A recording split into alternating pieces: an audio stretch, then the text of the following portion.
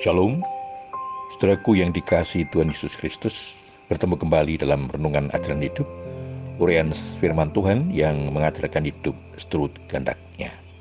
Apa kabar saudara? Doa dan harapan saya saudara semua diberkati Tuhan dengan keselamatan, kesehatan, dan berkat-berkat dalam kehidupan. Amin. Saudara, kita akan mendengar firman Tuhan. Sebelumnya mari kita mohon berkat Tuhan di dalam doa. Bapa di surga, terima kasih atas pemeliharaan dan berkat-Mu dalam kehidupan kami sampai saat ini. Kami Engkau beri kesempatan untuk mengalami berbagai peristiwa dalam kehidupan yang tidak selalu menyenangkan, baik dan menguntungkan, tetapi Engkau senantiasa mendidik dan mengarahkan hidup kami agar kami hidup di jalan kebenaran-Mu. Bapa, tolong mampukan kami agar kami terus hidup taat pada petunjuk firman-Mu. Bapa, sebentar lagi kami akan mendengarkan firman-Mu, mampukan kami untuk memahami, menghayati dan melaksanakan dalam kehidupan sehari-hari. Roh Kudus memampukan kami untuk hidup seturut dengan kehendak-Mu. Mohon ampun kekurangan dan dosa kami, di dalam nama Tuhan Yesus Kristus, doa ini kami panjatkan. Amin. Saudara, firman Tuhan yang akan kita dengar dan renungkan bersama diambil dari Amsal pasal 3 ayat 11 sampai dengan 12 yang demikian. Hai anakku, janganlah engkau menolak didikan Tuhan, dan janganlah engkau bosan akan peringatannya, karena Tuhan memberi ajaran kepada yang dikasihinya, seperti seorang ayah kepada anak yang disayangi. Demikian sabda Tuhan. Bagian sabda Tuhan ini diberi tema menjadi anak yang disayang Tuhan.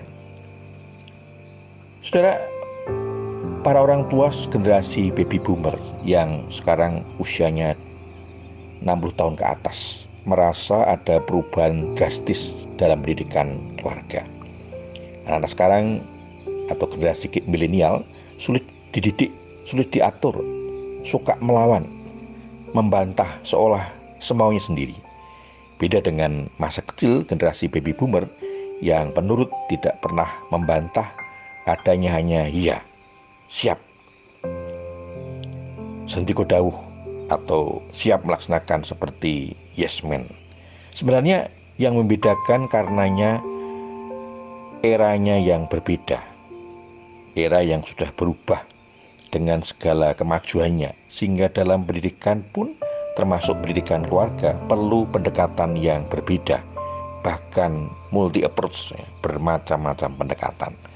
Orang tua sekarang dituntut untuk bisa menjadi teman, sahabat, kakak, adik, tapi juga orang tua yang membimbing, mendampingi, melindungi, mensupport sehingga tujuan pendidikan tercapai. Demikian juga relasi kita dengan Tuhan. Menurut Amsal, Tuhan mendidik kita dengan bermacam-macam cara pendekatan. Tidak hanya melalui firman Tuhan yang kita terima, tetapi juga melalui setiap peristiwa dalam kehidupan kita yang menyenangkan atau tidak, yang baik atau tidak, yang berhasil atau gagal, yang mengantar kita untuk bisa merasakan hal yang menguntungkan atau tidak. Sayangnya hal yang baik saja yang kita terima, sedangkan yang tidak baik, tidak menyenangkan, tidak menguntungkan, tidak bisa kita terima dan berusaha untuk ditolak, protes, bahkan melawan. Padahal sesungguhnya itu bagian dari pendidikan yang diberikan Tuhan. Bagi orang percaya yang menyerahkan hidupnya pada Tuhan, tidak akan menolak didikan Tuhan, tetapi bersedia menerima disiplin atau peringatan dari Tuhan. Disiplin atau peringatan bisa berbentuk pengalaman yang menyakitkan, tidak menyenangkan. Jangan menolak dan meremehkan, karena bermanfaat dan digunakan Tuhan untuk menyatakan kasih. Seperti kasih sayang seorang bapa kepada anaknya. Tuhan berkenan mengajar orang yang dikasihnya agar mendapatkan atau memperoleh hikmat dan kepandaian. Saudara, mungkin kita mempunyai pengalaman yang tidak menyenangkan, mendukakan, bahkan pahit. Sadarilah hal itu bukan berarti Tuhan tidak mengasihi kita, tetapi sebaliknya, kasih sayangnya kepada kita dengan Ia mendidik dengan caranya melalui pengalaman hidup yang tidak menyenangkan. Mungkin Tuhan sudah berbicara melalui firman-Nya, tetapi kita tidak mengerti dan tidak menyadari hal itu. Oleh karena itu, marilah kita membuka hati dan pikiran kita untuk bersedia menerima didikan Tuhan melalui apapun dalam kehidupan kita, agar kita dapat menerima hikmat di balik setiap peristiwa pengalaman hidup sepahit apapun. Karena sesungguhnya Tuhan sedang menyatakan kasih-Nya kepada kita, agar kita menjadi semakin baik dan layak menerima berkat dan anugerah-Nya dalam kehidupan. Terimalah pengajaran dan didikannya, dan bersyukurlah, karena sesungguhnya itu wujud kasih sayang-Nya kepada kita, anak-anak yang dikasihi-Nya. Amin. Mari kita menaikkan syukur kepada Tuhan di dalam doa.